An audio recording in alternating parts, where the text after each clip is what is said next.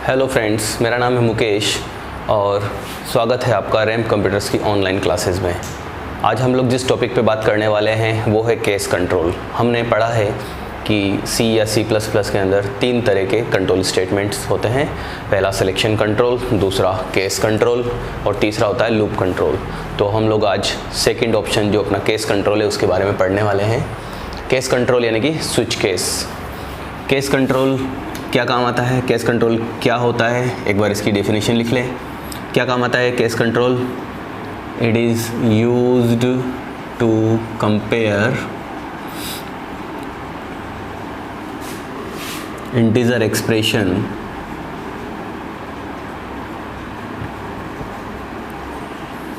With multiple case values. Multiple case value से match compare करने के लिए केस कंट्रोल को यूज़ किया जाता है, स्विच केस को यूज़ किया जाता है। इसका जो सिंटेक्स है वो कुछ इस तरह का होता है। सबसे पहले हम लोग लिखते हैं स्विच, और स्विच में कोई इंटीजर एक्सप्रेशन यानी इंटीजर वेरिएबल का नेम, ये समझ लीजिए इंटीजर एक्सप्रेशन, और यहाँ लिखते हैं हम लोग केस और आगे केस की कोई वैल्यू 1। और अगर ये केस वैल्यू सही है तो अगर इस इंटीजर वेरिएबल की वैल्यू इसके बराबर है तो ये स्टेटमेंट एग्जीक्यूट होगी और ब्रेक करके, ब्रेक लिखा जाता है यहाँ पे, ब्रेक लिख कर बाहर आ जाएंगे। अगर मैच नहीं करता तो दूसरा केस वैल्यू 2 और कोलोन स्टेटमेंट एग्जीक्यूट करेंगे जो यहाँ लिखी है और ब्रेक से बाहर। इसी तरह जितने चाहे केस लगा सकते हैं। यहाँ कोई इंटीजर वेरिएबल का नेम इस केस के सामने रखी हुई वैल्यू से मैच करता है तो अंदर आएगा, ये काम करेगा और बाहर निकल जाएगा सीधा। अगर ये इससे मैच नहीं करता है तो फिर इससे चेक करेगा, ये अगर मैच कर जाता है तो ये स्टेटमेंट एग्जीक्यूट करके सीधा बाहर। नहीं तो केस 3, 4 जितने केस लगाना चाहे लगाए। लास्ट में लिखा जाता है डिफ़ॉल्ट, और डिफ़ॉल्ट में भी कोई ना कोई स्टेटमेंट। और डिफ़ॉल्ट में ब्रेक की आवश्यकता नहीं है क्योंकि डिफ़ॉल्ट वैसा ही है जैसा एल्स है, यानी किसी भी केस में नहीं जाएगा तो फिर किस में जाएगा? डिफ़ॉल्ट में जाएगा। किसी भी केस से मैच नहीं करने पर डिफ़ॉल्ट में जाएगा।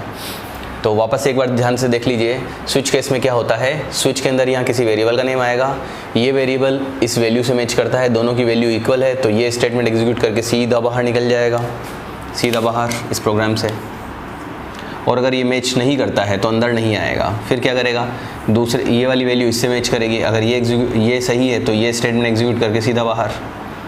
और अगर ये भी सही नहीं है, ये भी इसके कंपेयर नहीं होता, ये भी इससे कंपेयर नहीं होता तो फिर किस में जाएगा? तीसरा, चौथा, पांचवा, जितनी भी केस में वैल्यू है उनसे मैच करेगा। अगर किसी से भी कंपेयर नहीं कर पाता है तो किस में जाएगा? डिफ़ॉल्ट में, और ये स्टेटमेंट एग्जीक्यूट करके बाहर। तो इस तरह से ये प्रोग्राम एग्जीक्यूट होगा। अब इसका एक एग्जाम्पल अपन देखते हैं जिससे अपने को और ईजीली इसको समझने में आसानी हो।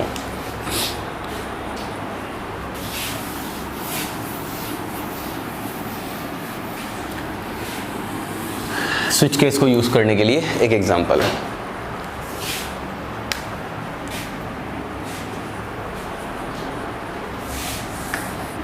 क्वेश्चन क्या है? क्वेश्चन ये है, write a program to take a number,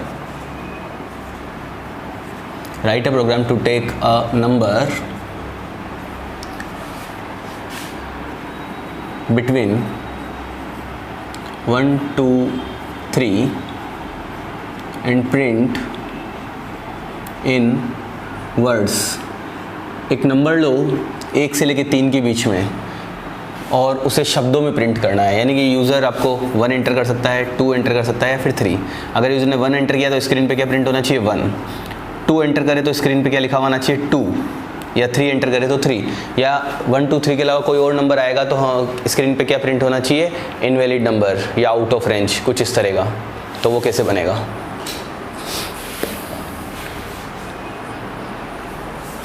सबसे पहले इसमें लिखा है कि एक नंबर लेना है इनपुट, कैलकुलेशन कुछ करनी नहीं है, अगेन कुछ भी नहीं लिखा है, तो केवल नंबर लेना है, उसको कंपेयर करना है। तो स्विच केस में कैसे कंपेयर करते हैं? सबसे पहले अपन अगर ये प्रोग्राम सी में बनाना है तो कैसे बनाएंगे? सी में, मेन के अंदर सबसे पहले एक वेरिएबल डिक्लेयर करेंगे a या n, कुछ भी नाम रख सकते हैं, और यहाँ पर हम लोग वही स्क्रीन क्लियर, और इनपुट लेने के लिए पहले printf एंटर अ नंबर, ये मैसेज दिया मैंने, scanf करके इस वेरिएबल में इनपुट ले लिया, %d लगा करके एड्रेस ऑफ a इनपुट ले लिया, और यहाँ पे क्या चेक करना है, सिर्फ उस वेरिएबल स्विच लगाना है, स्विच इफ़ की जगह स्विच, और यहाँ उस वेरिएबल का नाम a, और यहाँ क्या लिखना है, केस 1 है क्या, केस और स्पेस है, केस और 1 के बीच में स्पेस है, कॉलोन लगाना है, यहाँ पे कॉलोन है, सेमी कॉलोन नहीं है, कॉलोन, डॉट डॉट, और फिर यहाँ पर स्क्रीन पे क्या प्रिंट होना चाहिए, अगर 1 है तो स्क्रीन पे प्रिंट हो जाए 1, ऐसा मैं चाहता हूँ, और यहीं पे मैंने क्या लगा दिया, ब्रेक। अपने सिंटेक्स को देखेंगे तो ध्यान से ऐसा ही लिखा है उसमें भी, केस अगर 2 है तो स्क्रीन के ऊपर क्या प्रिंट हो जाए, 2, और केस अगर 3 है तो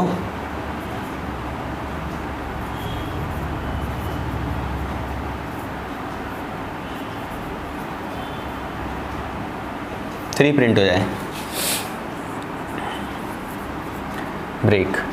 और अगर किसी से भी मैच नहीं करता तो किस में जाएगा, डिफ़ॉल्ट, और स्क्रीन पे क्या प्रिंट होना चाहिए डिफ़ॉल्ट के केस में, आउट ऑफ रेंज या इनवैलिड नंबर या जो भी आप चाहो।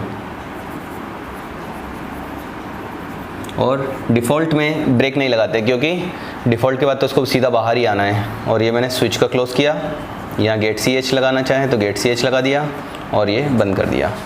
तो ये C का प्रोग्राम है। ये प्रोग्राम एग्जीक्यूट कैसे होगा, सबसे पहले क्या होगा, एक वेरिएबल डिक्लेयर हो गया, ये वेरिएबल डिक्लेयर हो गया a, स्क्रीन क्लियर हो गई, एंटर नंबर करने से एक मैसेज आया, एंटर अ नंबर, और फिर scanf करने से इनपुट लिया गया, यूज़र ने कुछ भी नंबर दिया, 2 दिया जैसे, तो a में क्या आ गया, 2। अब a में क्या है, 2 है, तो 2 किससे कंपेयर हो रहा है, 2 1 के इक्वल है क्या, नहीं है, 2 के इक्वल है क्या, हाँ ये इसके इक्वल है, तो अंदर आएगा, और स्क्रीन पे क्या प्रिंट हो जाएगा, 2 प्रिंट होगा। तो इसका मतलब ये हुआ कि ये इफ़ की तरह ही काम कर रहा है। अगर इफ़ होता तो इफ़ में यही प्रोग्राम अगर इफ़ से बनता, ये स्विच केस नहीं लगता, तो कैसे बनता, इफ़ लगा देते हैं, और इफ़ में क्या लिख देते हैं कि a इक्वल है क्या, किसके, 1 के, अगर 1 है तो स्क्रीन पे क्या प्रिंट हो जाए, 1 प्रिंट हो जाए, है ना। और अगर 2 से कंपेयर करना हो तो फिर वही एल्स इफ लगा करके a 2 के इक्वल है क्या, 2 के इक्वल है तो 2 प्रिंट हो जाए, 3 प्रिंट हो जाए, यही काम। बस यहाँ कंपेयर कर रहा है, a की वैल्यू इसके बराबर है क्या, a में अगर 2 आया है तो 1 के बराबर नहीं है, 2 2 के बराबर है, प्रिंट करेगा और ब्रेक से सीधा बाहर आ जाएगा। ये एक छोटा सा एग्जाम्पल है स्विच केस का। स्विच केस को इस तरह से यूज़ किया जाता है। अब इसी एग्जाम्पल को अगर अपन ने C++ में बनाया होता तो C++ में कैसा दिखता है ये प्रोग्राम, वो भी देख लेते हैं अपन। C++ में अभी इसको पहले जो C के स्टूडेंट हैं पहले वो इसको नोट डाउन कर लीजिए। अब जो C++ वाले हैं समझ पहले वाले से लीजिएगा, अब नोट डाउन करते समय ये अब जो C++ का बना रहा हूँ वो नोट डाउन करेंगे। यही प्रोग्राम अगर C++ में कन्वर्ट कर देता हूँ, C++ में कैसे बनेगा आप भी कर सकते हैं वैसे इजीली। केवल क्या करना है, printf और scanf की जगह आपको क्या लिखना है, केवल cout लिखना है और मैसेज लिखना है, एंटर अ नंबर और cin लगाना है और इनपुट लेना है a में, ले लिया। a को कंपेयर करना है, केस 1 है तो printf की जगह केवल इतना सा लिखना है कि स्क्रीन पर cout और स्क्रीन पर क्या प्रिंट हो जाए 1, और अगर 2 दिया तो स्क्रीन पे क्या प्रिंट हो जाए, आपको क्या लिखना है इसकी जगह cout 2। बाकी प्रोग्राम सेम है।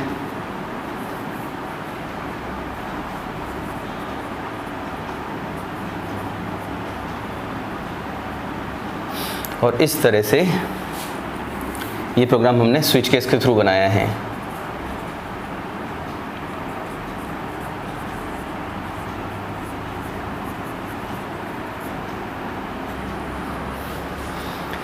ठीक है, तो C++ वाले ये वाला प्रोग्राम नोट डाउन कर सकते हैं। समझने के लिए वो जो पहले C में समझाया था उससे समझ सकते हैं। ये हुई बात इस क्वेश्चन की। अब इससे रिलेटेड स्विच केस में कुछ और प्रोग्राम्स भी बनाए जा सकते हैं, आप भी एक बार कोशिश करेंगे और मैं एक एग्जांपल आपको बता देता हूँ जिसको आप बना करके देख लीजिएगा। क्वेश्चन कुछ इस तरह से रहेगा।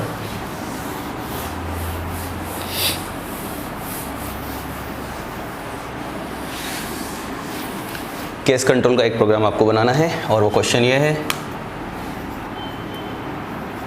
Right a program to take a number, write a program to take, यूँ लिख लीजिए day of week, day of week, week का एक सप्ताह का एक दिन लो, एंड प्रिंट इन वर्ड्स, उसे शब्दों में प्रिंट कर दो। मतलब आप 1 से लेके 7 के बीच में कोई नंबर लो, अगर 1 दिया है तो संडे प्रिंट हो जाए, 2 दिया है तो मंडे प्रिंट हो जाए, है ना। 1 दे तो संडे, 2 दे तो मंडे, 3 दे तो ट्यूसडे, और इस तरह से कुछ भी प्रिंट हो जाए। ये एग्जांपल अपने को करके देखना है स्विच केस के थ्रू।